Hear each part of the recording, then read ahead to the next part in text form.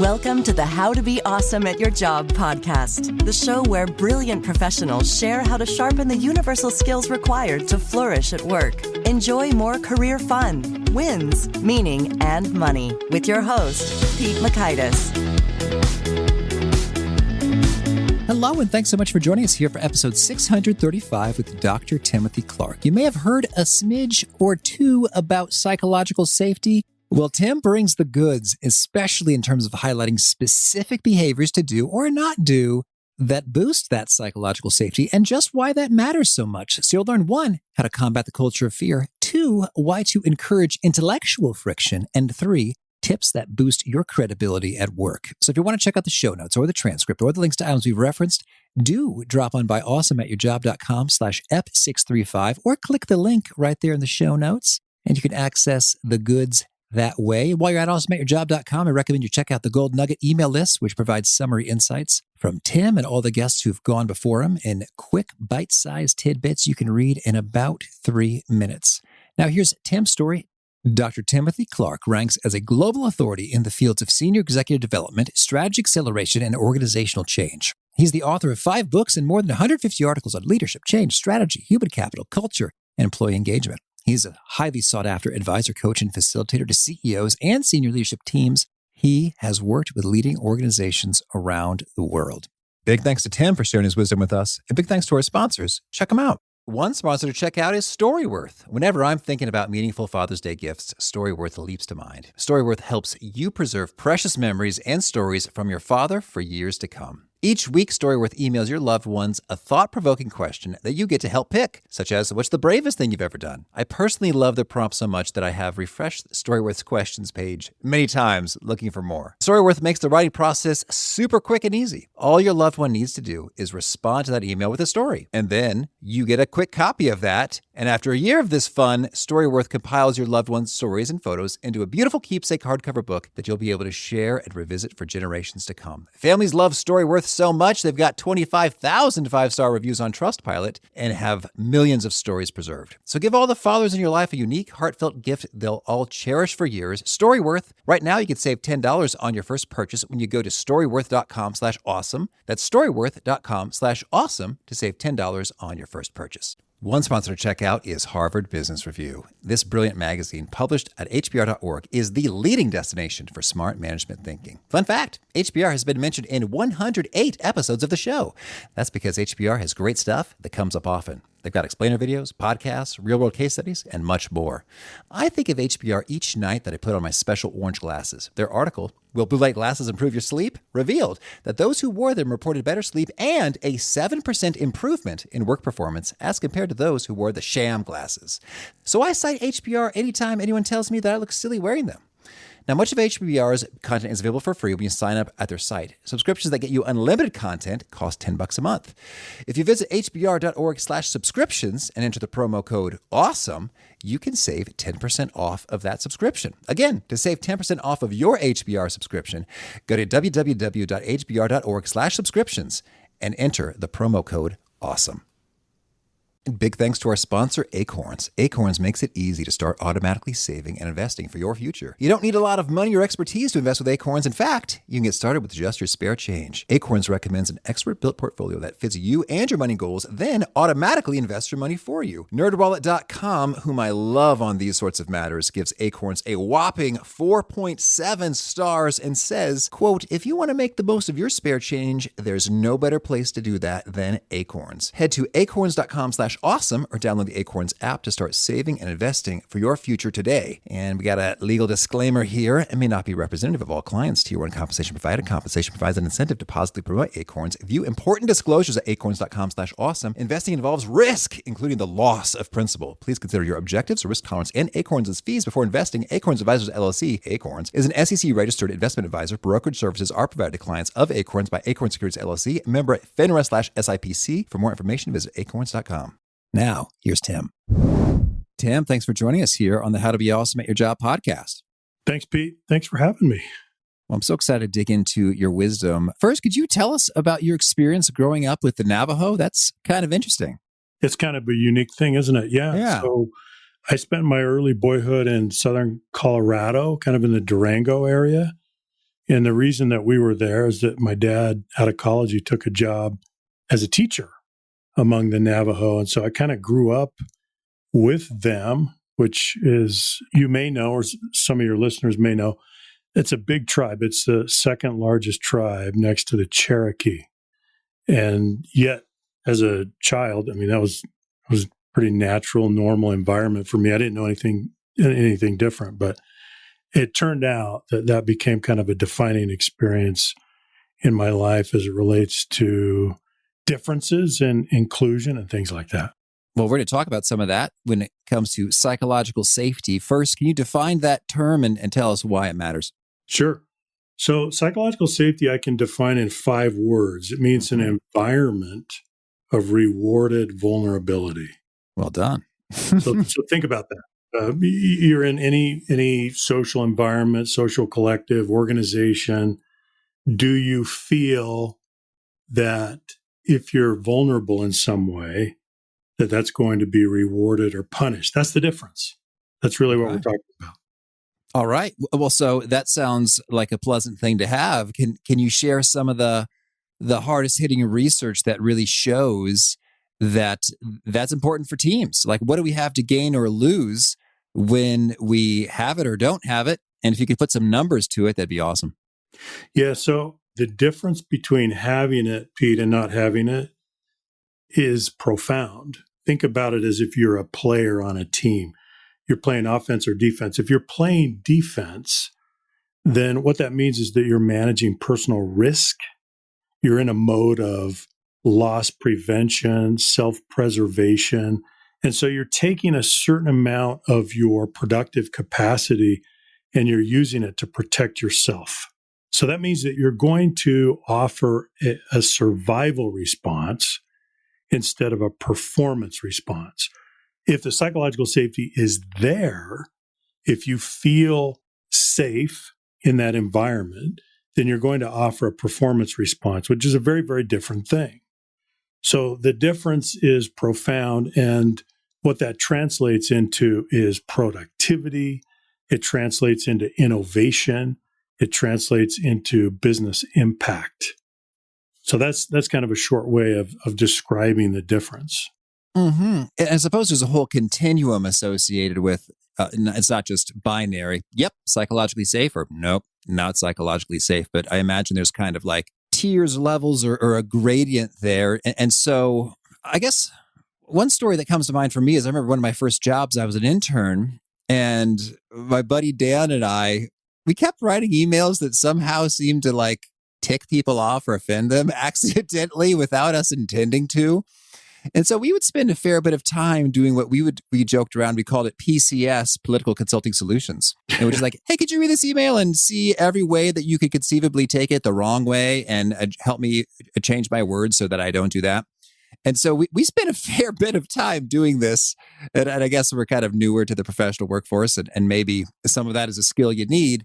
But this part of me thought, maybe if we could all just like chill and assume, positive intention on the other part, we could skip a lot of this time that's not really productive. Yeah. Well, that's true. And so we have to think of it on a continuum. As you said, psychological safety is not binary. It's a matter of degree. And as we enjoy more psychological safety, we are able to engage in different acts of vulnerability, and we're able to climb a ladder of vulnerability. So let me explain that a little bit. And we know this based on the global survey research that we've done. If you come into a new social setting or a new team, new organization, the first thing that most people are concerned about, and when I say most, I mean 92%, because this is what the survey research says. What people are most concerned about is, do I belong? That's the question they're asking. Do I belong? And that's the first question in the natural sequence. And then we go to the second question. The second question is, am I growing? And in order to answer that question, you have to be able to learn in that environment. The psychological safety has to be sufficient that you're able to ask questions, give and receive feedback, make mistakes, experiment, So that's the second question. Am I growing? The third question is, am I contributing? So that takes you to the third level or stage of psychological safety. And to contribute is also really a very basic human instinct to want to make a difference, to be able to participate in that value creation process. Then we go to the very highest rung on that ladder of vulnerability. And that highest rung allows us to challenge the status quo. So the fourth question is, can I challenge the status quo? What does that mean? Without retaliation, without retribution, without jeopardizing my personal standing or reputation. So out of the research, what we were able to excavate is that there's this natural progression of stages of psychological safety. So stage 1 is inclusion safety. Stage 2 is learner safety. Stage 3 is contributor safety. And then, as I said, stage 4 is challenger safety. Can you challenge the status quo? And what we find is that when we go from social setting to social setting, wherever we are, it's not the same. Sometimes the psychological safety is very low. Sometimes it's kind of in the middle. Sometimes it can be quite high, which can allow us to do some pretty astonishing things as individuals. So that's what I've been up to with the research, Pete. Oh, I love it. And when you say astonishing things, can you give us a story illustration? Yeah. So actually, and we keep doing case studies of this, but to preface my response, let me go back to Google's Aristotle project, right? Which I think they kicked off in about 2013. And they studied 180 of their own teams to try to figure out, well, what are the defining characteristics of our most high-performing team? Because we have all these teams, and the teams are filled with highly intelligent, very talented people, but they don't perform at the same level. Some really have a hard time getting off the ground. Others are soaring, and they're innovating, and they're doing some pretty incredible things. So, for example, we were just working with a client that's in the construction business, and they put together several teams to try to figure out how they could innovate. And some of the best innovations came from some of their least, at least this is the way they said it, their least talented teams, where, these are the people that you would pick last to be on your team. And so what we're learning is that the psychological safety becomes this incredibly important enabling condition that allows people, it gives people respect and it gives them permission to jump in, dive in, lean in, and they have peak engagement experiences. They have career best experiences. They do things that they didn't think they could do. And we're seeing this over and over again. Oh, I love that. Now we're going to talk about how to get there.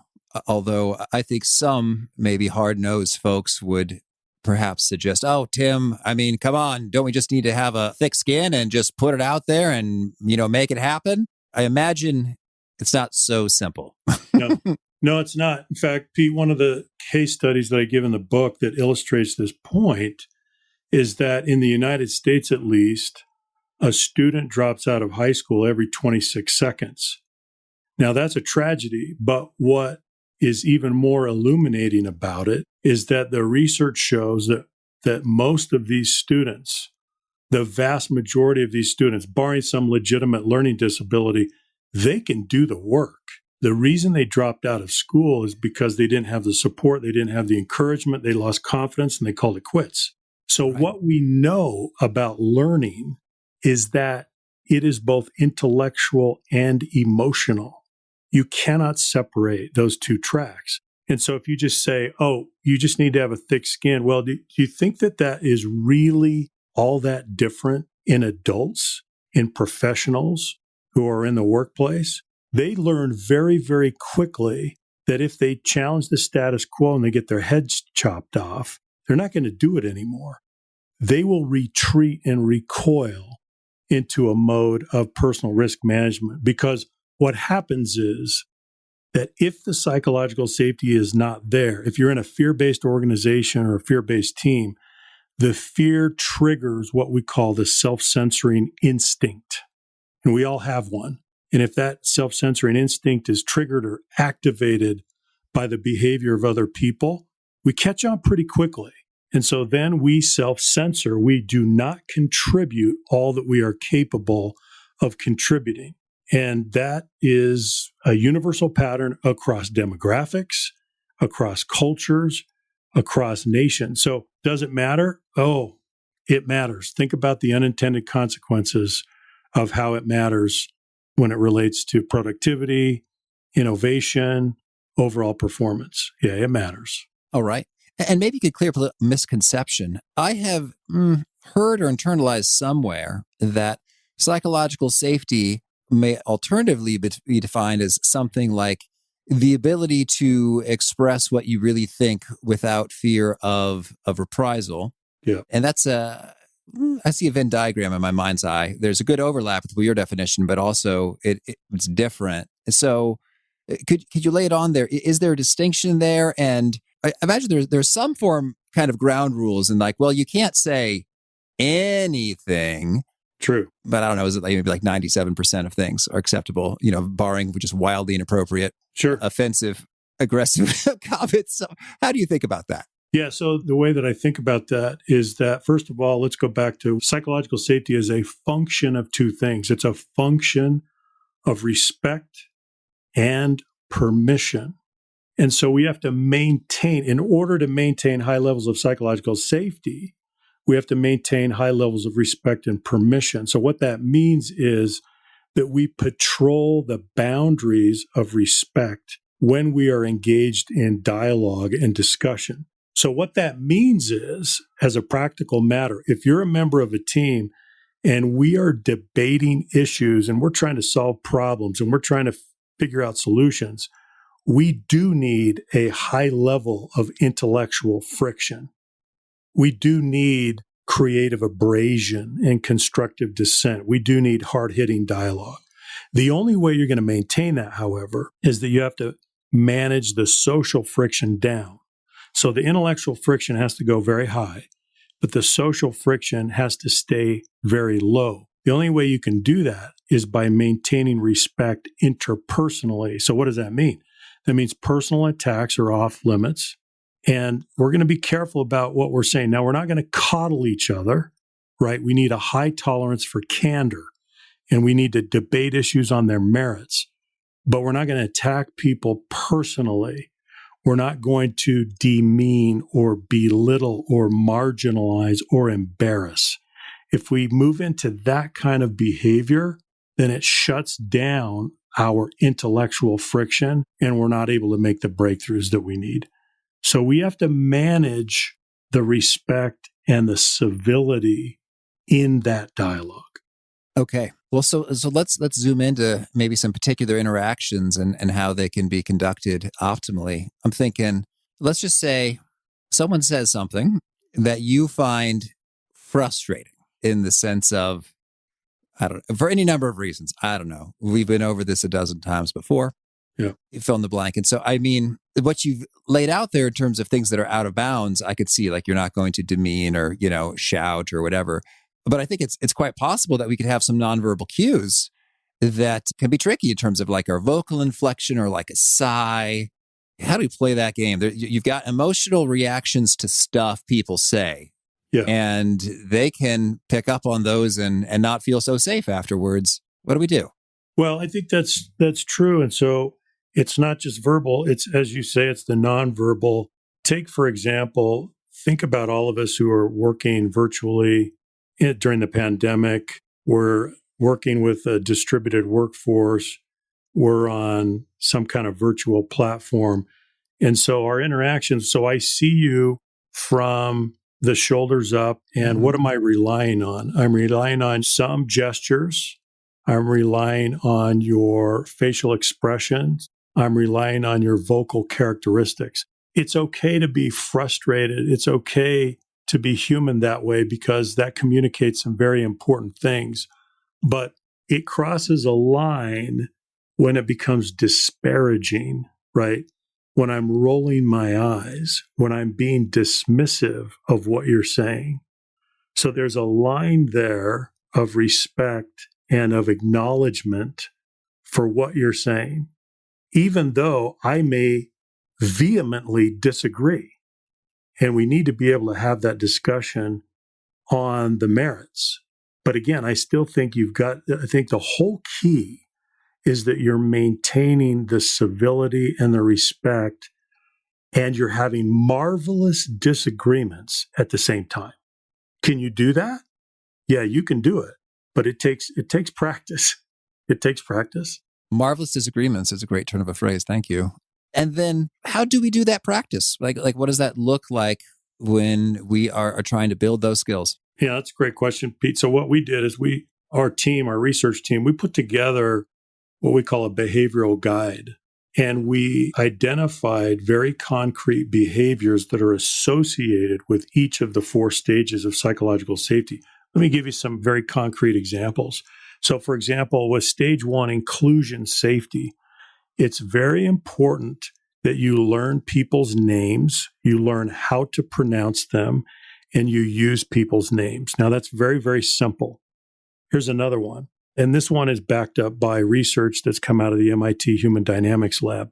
When you are speaking with someone, even virtually, face them with your entire body. Don't swivel, don't look at them from an angle, but face them with your entire body, because it communicates a different level of acknowledgement and interest and attention to what they are saying. Those are just a couple of examples. We've put together about 35 specific concrete behaviors for each of the 4 stages of psychological safety. And so what it comes down to is practicing those behaviors. So for example, if you want to elevate inclusion safety stage 1, then you need to engage in behaviors that invite, that share, that solicit feedback and input, and you're acknowledging other people. So there are examples, there are behaviors that do that very naturally. Those have to be practiced over and over and over again in order to shift the prevailing norms of a team. Can it be done? Yes, it can be done, but you got to practice. Tim, this is so much gold. Tell me, first of all, how do we get this behavioral guide? Oh, this behavioral guide, you can just go to our website and it's a free download. And I can also send you a link, Pete, so that you can have it available on your site. Oh, yeah. We'll totally put that in the show notes. And so, okay, 35 for each of the 4, or 140 total. 140 total. Yep. I'm going to play 80-20 with you here. Can you give me the top 3? And I'm going to say top in terms of its high impact, and it's maybe frequently overlooked, and it's relatively easy to make the shift. For example, I think that names is awesome, and facing with your entire body is great. Like I can do that right now. Could you give us maybe another one for the belonging or inclusion, and then maybe the top 3 for the other 3 stages? Okay. I don't have them rank ordered, but I'll take a shot. So let's go to stage 2, first of all, to learner safety. So for learner safety, one of the concrete behaviors that's in the behavioral guide is that you need to publicly share mistakes that you've made. Okay, that's one. A second one is to ask for help from someone of lower status than you. So that's another one. Another one for learner safety is to acknowledge when you don't know something and do that very publicly. Now, let me build on that because we can keep going. I'm going to skip for just a minute all the way to challenger safety, stage 4, because this is the toughest one. Here's one. Number 1, weigh in last. If you have positional power, absolutely never speak first, give your opinion or your point of view first. You weigh in last. Another one is to publicly change your opinion so that people can hear that you've been influenced and that you're changing your opinion or your point of view on something. Here's another one. Formally assign dissent. So, for example, say we're debating an issue, or say we're thinking about taking a particular course of action. Then what I would say is okay, you, and you we're assigning you to be our loyal opposition. We're assigning you to dissent. So as we go through this discussion, We want you to tell us what's wrong with our point of view, what's wrong with this proposed course of action, where are the flaws, shoot holes in it, and we're giving you this as an assignment. The reason this works so well, Pete, is because if we assign dissent, we're trading your personal risk for public permission. And as soon as I give you public permission, you don't have to use your personal risk. You're going to be much more likely to do it. It changes the entire dynamic of the team. So I kind of bounced around a little bit, but let me give you another one. It goes back to inclusion safety. This just came to mind. It's called hop on, hop off interviews. Have you ever been to a city where you're a tourist and they have these hop on, hop off buses, and you go around the city and you hop off and you look at a particular tourist attraction, then you get back on the bus and you keep going? It's a similar concept. If someone comes in, a new member comes in, you assign that member an escort and a guide. And that escort takes you around to the other team members, and you have very brief hop on, hop off interviews, 5-10 minutes each, where you literally make the introduction to each person on the team. And you say, I'd like you to meet Pete. He's a new member of our team. And then you tee up a few questions and you accelerate the normal pace of social integration. So this happened to me, Pete. Let me give you an example. So in college, in graduate school, I spent some time at Seoul National University in Korea. And they gave me a place in what was called the Social Science Research Center. As soon as I got there, the director, he introduced himself to me and he said, "We're so happy to have you here. I'm assigning 2 graduate students to be your guides. So here they are, and they're going to take you around. And you're going to meet every single member of the center, every faculty member, every graduate student." So they did that exact thing, and then they took me to lunch. Can you imagine how I felt? In the first day, we accomplished as much social integration as you would accomplish maybe in a month. I don't know, maybe longer.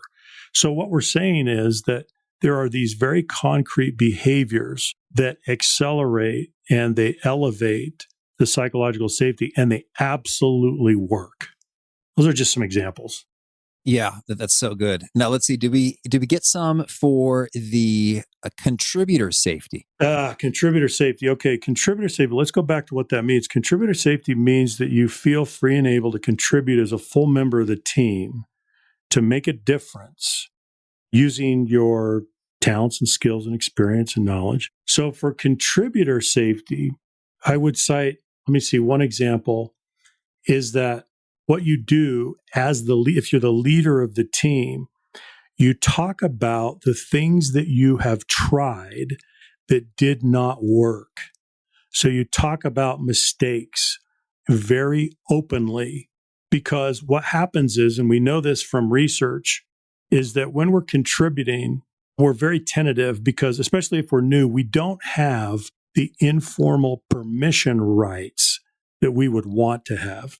And usually a team grants those slowly over time. Well, we don't have time to wait for that. And so if as a leader, you can say, you know what, I tried this and it didn't work out that well.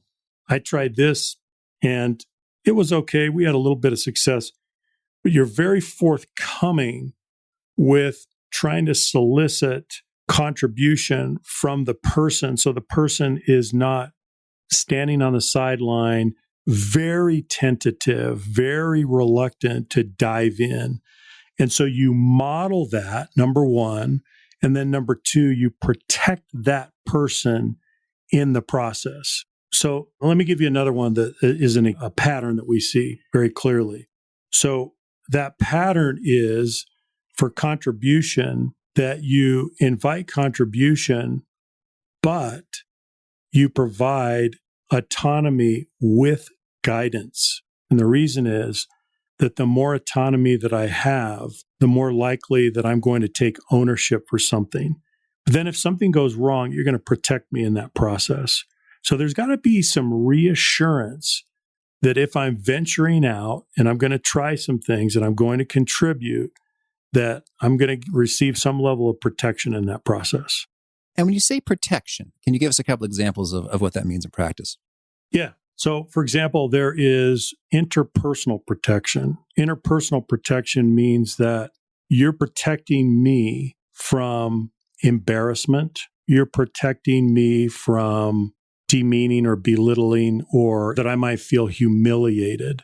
I'll give you an example. So early in my career, I was in manufacturing, and I would have ideas about performance improvement, for example, for a process.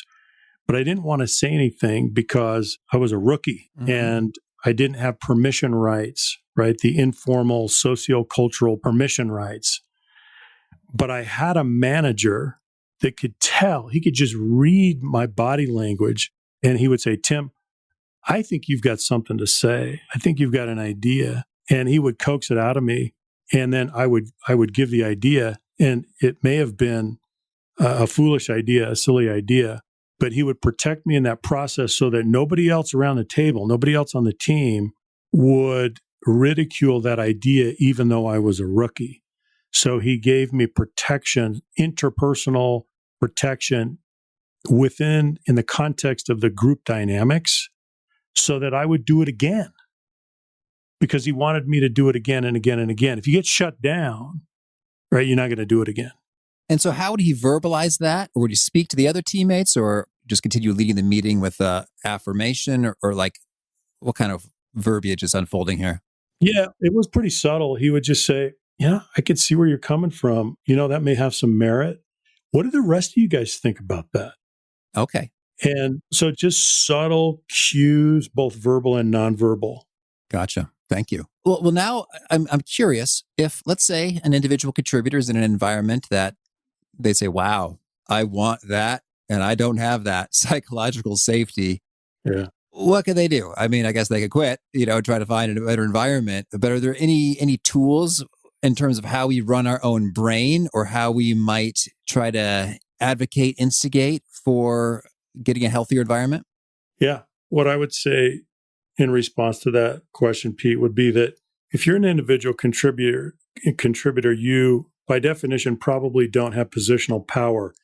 And so you feel at a disadvantage. You may feel that you have no ability to influence. What I would say is build your credibility, build your platform of credibility based on your competence, little by little, so that people will listen to you. Because then, if you keep doing that, little by little, you'll be able to influence your peers and then your boss. So it's this is the opposite of top down. You don't have positional power, so you've got to create a beachhead of influence. And the way that you do that is, first of all, do your job and do it extremely well. Be very, very good at what you do. If you're not good at what you do, people are not going to take what you say seriously. You don't have credibility. So you've got to get good at what you do. You need to become good at asking good questions. Even though you may be new, even though you may be inexperienced, if you ask some thoughtful, reflective, good questions, you can build credibility in the questions that you ask, even though you don't know the answers, because people can see that you're being reflective. So I think there's several ways to come at it, but you've got to start with your own credibility. That's what I would say. All right. And any tips for insulating our brains from the barbs that might be coming our way? Yeah, I would say that it really is worth your while to try to not take things personally, even when they are meant to be offensive or people are taking shots at you. I think it only works to your advantage if you are patient with the egos and the insecurities of the people around you. I'll give you an example. So I did a kind of a roundtable discussion with a whole group of women of color the other day, and it was absolutely fascinating. And the one insight that I gained from them that was bigger than anything else is they said, you know what? This is what we do. We have learned to take some shots, to take some insults, to absorb those, but then to focus on building our own credibility. Now, there are, of course, times when it goes too far. I mean, if we're talking about bullying or harassment or public shaming or outright manipulation, that's completely out of bounds. But they would absorb a certain amount of, I guess, rude or just impolite behavior. They wouldn't worry about it too much, and they would work on their own credibility in terms of their ability to contribute or in terms of their ability to collaborate. And they said that was an accelerator for them. And I thought that was so interesting because they said, look, we have barriers to overcome and we've learned. Now, of course, we have a ways to go in many of our organizations, but I thought that was a particularly important insight. Don't get tipped over by little things that people say or do, even when they perhaps were not done with the best intent. Be forgiving and just show how magnanimous you are in your response patterns, and you will earn trust and credibility that much faster. That's good. And I think when you are in that place where you're doing some forgiveness and that sort of fuels determination in terms of, I guess the term killing them with kindness comes to mind. It's like, I'm going to take this masterfully. Right. And in so doing, you stick it to them. That's right. That's right. All right. Well, Tim, tell me anything else you want to make sure to mention before we hear about a few of your favorite things. Well, I would just say that every team is on a journey of psychological safety. Psychological safety is dynamic, it is delicate, and the job is never done. So even if you're not a leader, now this is something that I think we really need to clarify. It's not just the leader's job. Now, does the leader set the tone? Sure. And is the leader's modeling behavior perhaps the most important factor? Yes, that's probably true. But every member of the team has a role as an architect of the culture. All of the individual contributors, it doesn't matter what your role is. You are an architect of the culture. You are radiating influence every single day. There is no off switch. You can't turn that off. You cannot turn off the influence that you're radiating. So keep that in mind. So you're either leading the way towards higher levels of psychological safety, or you're getting in the way, but you're not in a neutral party. So regardless of your role, regardless of whether you have positional power or not, please understand that you are an architect of the culture. All right. Thank you. Well, now could you share a favorite quote, something you find inspiring? Well, I'm going to go real simple, Pete, with you on this one. And that is that the best synonym for leadership in the English language is influence. All right. Thank you. And a favorite book? I'm going to go with an oldie but a goodie, The Effective Executive by Peter Drucker. It was published many years ago, still extremely timely and relevant. And a favorite tool, something you use to be awesome at your job? Yeah, what I do, Pete, is I have a habit of writing down concepts, thoughts, ideas, insights. This is something that I've done for years and years and years. And it's one of my favorite habits, and it's the return on investment for that habit has been enormous. So I used to use, a pad of paper and pencil. Now I just use my phone, but I am constantly just trying to capture insights and thoughts and observations. And I put them in no particular order. I call it my grist mill file. It's just filled with stuff. And then I just go back through it and I make connections. It's one of my favorite habits. And is there a particular nugget you share, something that really seems to connect and resonate with folks that quote it back to you often? Yeah, honestly, lately, it really is the 5-word definition of psychological safety, an environment of rewarded vulnerability. That seems to be resonating massively with people. All right. And if folks want to learn more or get in touch, where'd you point them? Sure. Yeah. Just come to our website, LeaderFactor.com. We'd love to see you. And you can certainly follow me on Twitter or come visit me on LinkedIn, Timothy R. Clark. And at LeaderFactor, we can find those 140 behaviors. Absolutely. Yeah. Downloadable, fantastic resource, and absolutely free. Awesome. And do you have a final challenge or call to action for folks looking to be awesome at their jobs? Yeah, I would say try to do a baseline. Ask yourself this question with your team or the environment in which you work. Do you belong?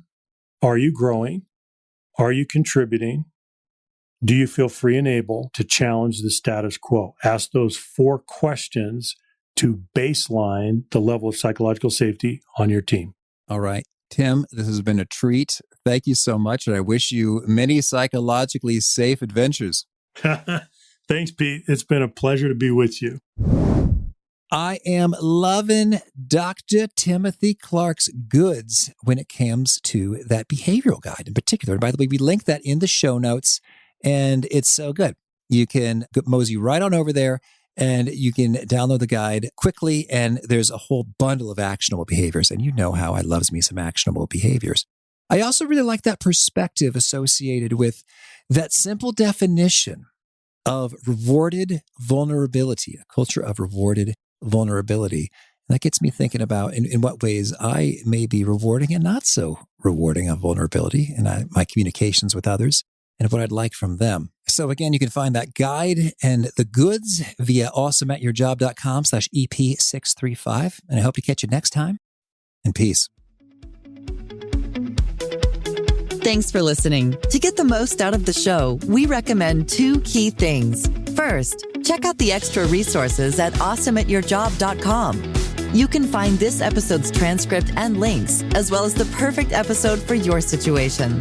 You can search the full text transcripts of hundreds of episodes or explore episodes tagged by topic and competency covered.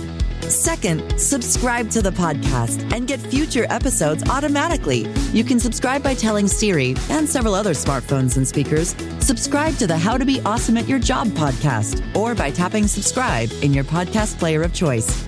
If you'd like some extra help figuring out podcasts and how subscriptions work, visit awesomeatyourjob.com/subscribe for guidance. Hope to catch you on the next episode of How to Be Awesome at Your Job.